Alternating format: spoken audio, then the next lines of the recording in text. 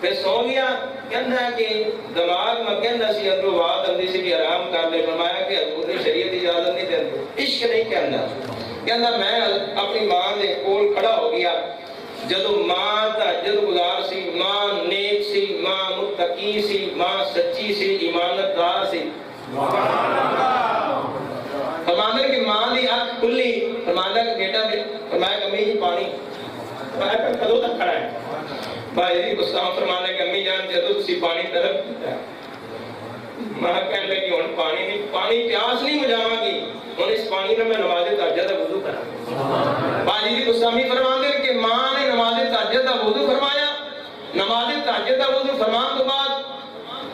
سجدے